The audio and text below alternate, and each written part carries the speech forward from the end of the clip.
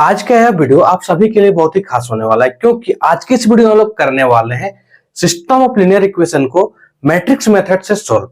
ठीक है, matrix method से सॉल्व करने का एग्जाम में क्वेश्चन हमेशा आता ही है और इस बार भी आने वाला है। अगर आप इस बार 12th का एग्जाम का तैयारी कर रहे हैं तो ये वीडियो आप लोग के लिए बहुत ही महत्वपूर्ण है। तो वीडियो को बिना स्किप किए देखिए, क्योंकि इस वीडियो में मैं आप लोग को हर एक चीज इस क्वेश्चन में बताने वाला हूं, जो कि आप लोग को यहाँ पे हेल्प करेगा आपका एग्जाम में सोल्व करने के लिए। ठीक है, तो सबसे पहले आपको इस तरीके से इक्वेशन दिया रहेगा, उसको बोलेगा मैट्रिक्स मेथड से सोल्व करिए। ठीक है, तो मैट्रिक्स मेथड से ऐसे कैसे सोल्व कर लेंगे? सोल्व करने के लिए हम लोग को कुछ ना कुछ पता होना चाहिए। सबसे पहले क्या पता होना चाहिए? डिटर्मिनेंट्स कैसे निकालते हैं। ठीक है, आपको डिटर्मिनेंट्स कैसे निकालते हैं ये पता होना चाहिए। दूसरा चीज आपको पता होना चाहिए कोफैक्टर कैसे निकालते हैं। ठीक है, कोफैक्टर। तीसरा चीज आपको पता होना चाहिए हम लोग एडजॉइंट कैसे निकालते हैं।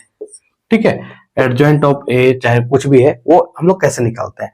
उसके बाद आपको पता होना चाहिए ए इनवर्स हम लोग कैसे निकालते हैं। ए इनवर्स क्या होता है? ये होता है हम लोग का 1 by determinants of A into adjoint of A. ठीक है, ये हम लोग को पता होना चाहिए कि हम लोग इस सबको कैसे निकालते हैं। उसके बाद आप इस तरह का क्वेश्चन कैसे भी आ जाए आप आराम से सोल्व कर लोगे। तो चलिए बिना किसी देर की स्टार्ट करते हैं हम लोग इस क्वेश्चन को कैसे सोल्व करते हैं। यहाँ पे हमारे पास 3 लीनियर इक्वेशन दिए हुए हैं। ठीक है, जिसमें एक्स वाई जेड क्या है? वेरिएबल है। ठीक है, तो इससे हम लोग को सबसे पहले क्या करना है? मान लेना है let a is equal to जो x का कोफिशिएंट है उसको कॉलम 1 में रख दीजिए। x का कोफिशिएंट 1, 2 और 3 है यहाँ पे। फिर y का कोफिशिएंट को सेकंड कॉलम में 2, 3 और -3, साइन का भी ध्यान रखेंगे। ठीक है, फिर z का कोफिशिएंट को थर्ड कॉलम में क्या है? -3, 2 फिर माइनस में 4। ठीक है, ये आपका a हो गया। उसके बाद आपको x का जरूरत होता है। तो x क्या होता है? जो भी यहाँ पे वेरिएबल है उसको लिखना है। x है, y है और z। ठीक है, इसके बाद आपको जरूरत होगा b का।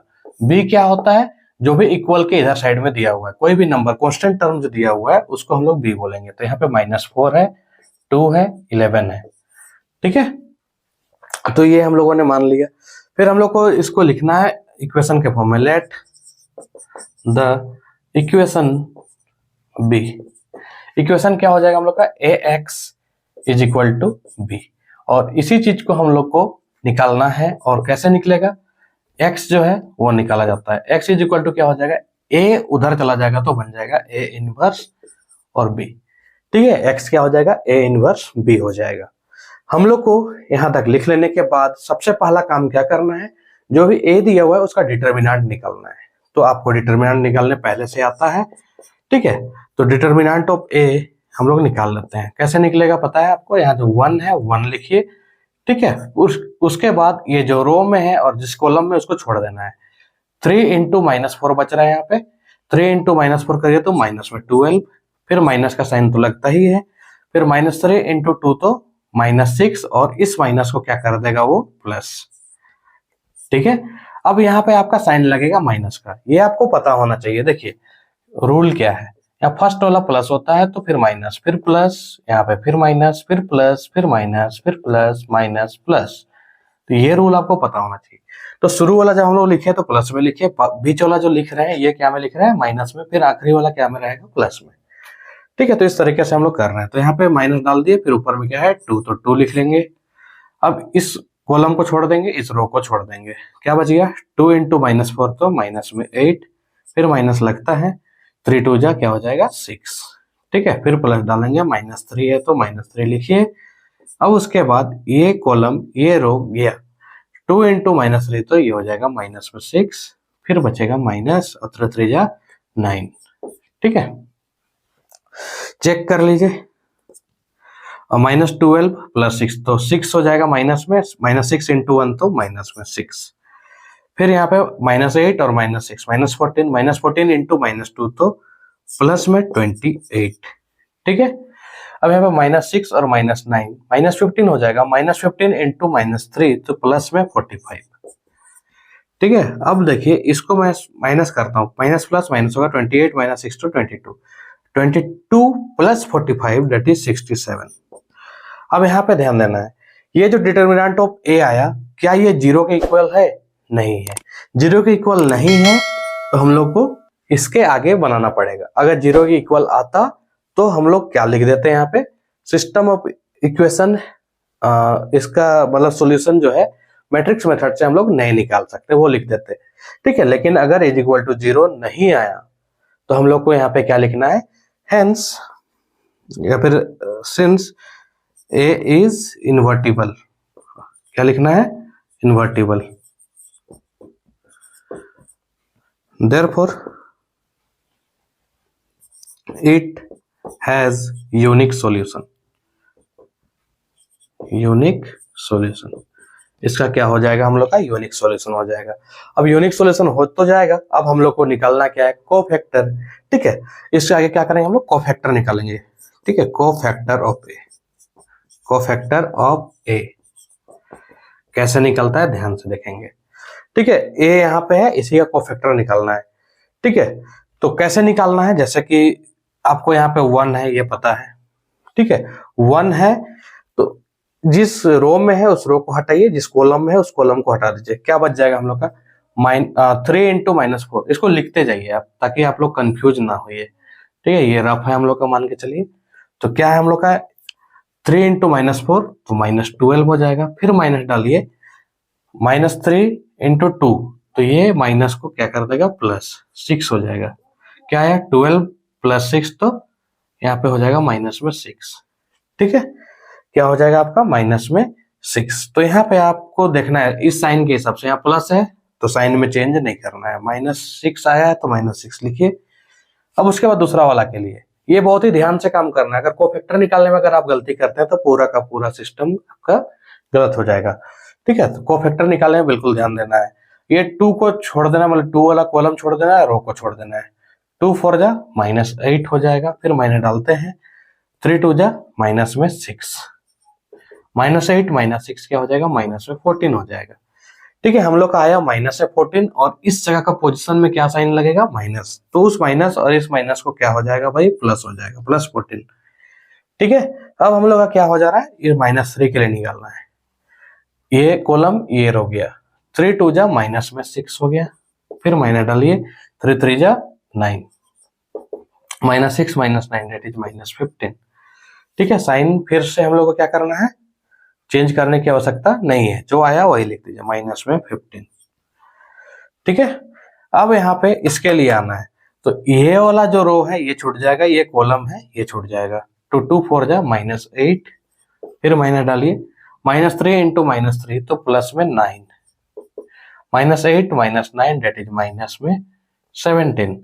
अब इस जगह का साइन आपको बदलना है, देखिए माइनस है और यहाँ पे फिर से माइनस, तो माइनस माइनस क्या हो गया, प्लस में 17 हो गया।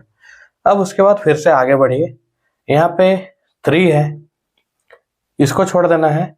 ठीक है, इसको छोड़ देना है और इसको छोड़ देना है, आपके पास क्या बचेगा, 1 इंटू -4, 1 इंटू -4 फिर माइनस डाल के 3 इंटू -3 तो प्लस में 9 हो जाएगा, तो 9 - 4 तो ये हो जाएगा आपका 5। ठीक है, इसी के लिए निकाल रहे थे हम लोग, एक बार फिर से ध्यान से निकाल लेते हैं, ये छूटा ये छूटा, 1 4 जा -4। ठीक है, अब 3 3 जा 9, तो ठीक है 5 लिख देना है, यहाँ पे साइन तो नहीं बदलेगा, जो आया वही रहेगा। यहाँ पे ध्यान दीजिए, अब इसको छोड़ देना है, इसको छोड़ देना है, क्या बचेगा, 1 इंटू -3 तो माइनस में 3 बचेगा, फिर 3 इंटू 2 तो माइनस में 6, क्या हो गया, माइनस में 9। साइन बदलेगा क्या, जी हाँ, -9 है, वहां फिर से माइनस है कोना वाला, देख सकते हैं, तो यहाँ पे सिंपली आपका क्या हो जाएगा, 9 हो जाएगा। अब इसके बाद आपको यहाँ पे ध्यान देना है। ठीक है, ये वाला कॉलम छूट जाएगा, ये वाला रो छूट जाएगा, 2 2 जा क्या हो जाएगा 4, फिर 3 3 जा -9। अच्छा, यहाँ पे लिखने के लिए आपको यहाँ पहले ध्यान देना है, इसके लिए लिख रहे हैं, 2 2 जा क्या हो जाएगा 4, फिर माइनस 3 3 जा -9 तो ये +9 हो जाएगा, 9 और 4 13 हो जाएगा, साइन यहाँ पे नहीं बदलेगा, 13 हो गया। ठीक है, अब इसके लिए ये छूट गया ये छूट गया, आपका बचा क्या, 1 इंटू 2 तो 2, फिर 2 इंटू -3 तो उस माइनस से ये +6 हो जाएगा, 2 और 6 8, तो यहाँ पे लिखेंगे 8। उसके बाद लास्ट वाला ये वाला, ठीक है, इसको हटा देना है। 3 1 जा 3 हो गया, फिर -2 2 जा 4 हो गया, तो ये हो जाएगा आपका -1।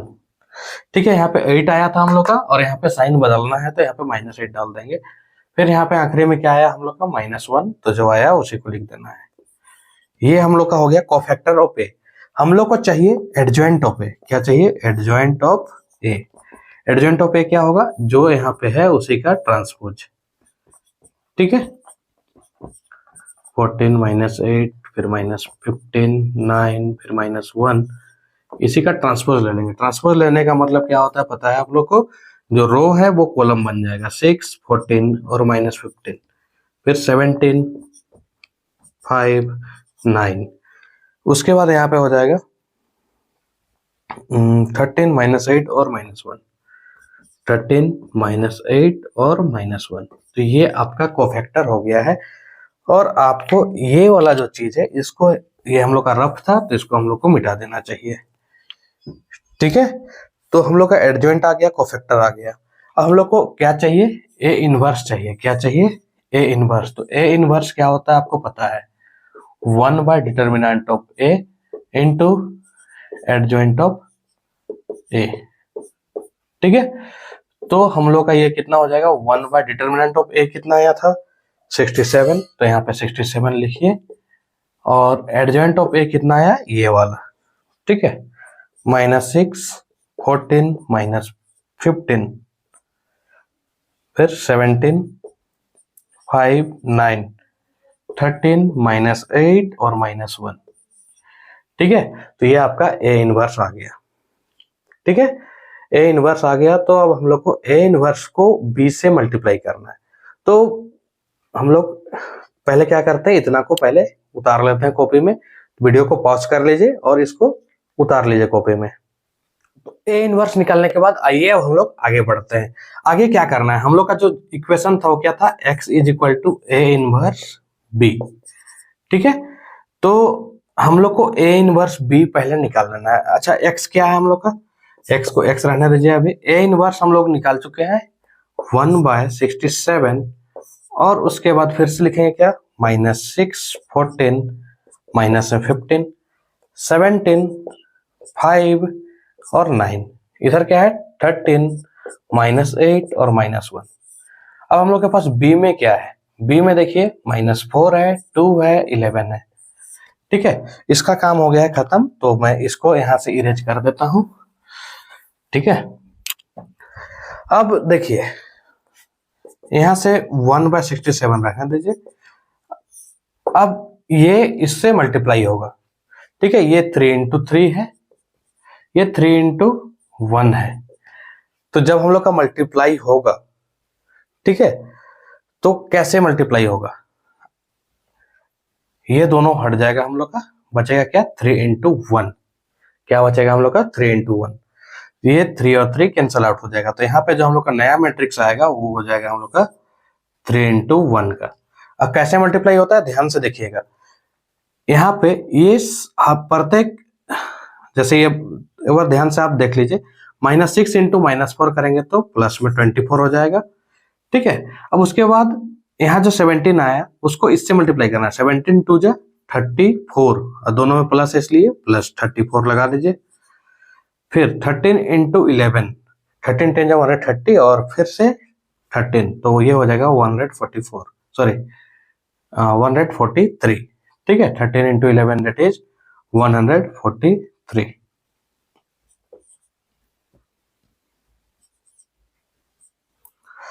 अब दूसरा वाला में देखिए, दूसरा वाला में क्या हो जाएगा?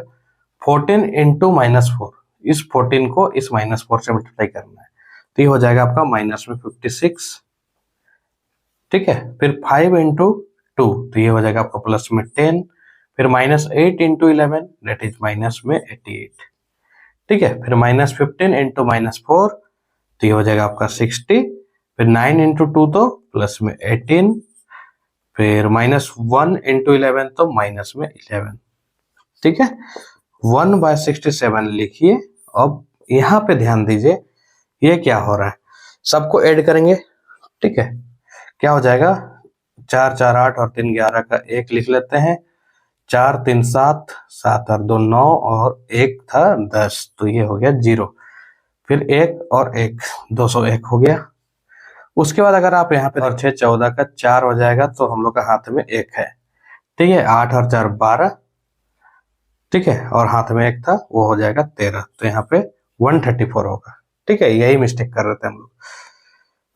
60 और 18 ये हो जाएगा हम लोग का 78। 78 में से अगर हम लोग 11 माइनस कर दे ये हो जाएगा आपका 67। तो अब सबको आप क्या करिए, आपका x इज इक्वल टू इतना ही है ना, सबको आप 67 से डिवाइड कर दीजिए। 67 से जैसे आप इसको डिवाइड करेंगे तो ये आपका हो जाएगा 67 का टेबल में 201 3 टाइम्स में आएगा। कितने टाइम्स में आएगा? 3 टाइम्स में। फिर अगर इसको करेंगे तो ये हमको 2 टाइम्स में दिख रहा है, तो माइनस में 2, ये तो आपका 1 टाइम्स में आ जाएगा। x का वैल्यू क्या था आपका? x था, y था और z था। ये आ गया आपका 3 माइनस 2 और 1। तो देखिए कभी भी मैट्रिक्स में इस तरीके से इक्वलिटी आ जाता है तो इसका जो टर्म्स है वो इक्वल हो जाएंगे। x इज इक्वल टू 3 हो जाएंगे, y इज इक्वल टू -2 हो जाएंगे, z इज इक्वल टू 1 हो जाएंगे। तो इस तरीके से आप x y z सभी का वैल्यू आप लोग फाइंड आउट कर चुके हैं। आई होप कि आप लोग को ये समझ में आ गया है। वीडियो अच्छी लगी तो एक लाइक जरूर से जरूर कर दे, साथ ही साथ चैनल को सब्सक्राइब कर ले, क्योंकि इस तरह का वीडियो मैं और भी आप लोग के लिए लेके आऊंगा और हर एक क्वेश्चन को मैं कंप्लीट कराऊंगा। ठीक है, मिलते हैं जल्द ही नेक्स्ट वीडियो में, तब तक के लिए take care, bye bye. Click the show link and subscribe the channel and press bell icon for latest videos.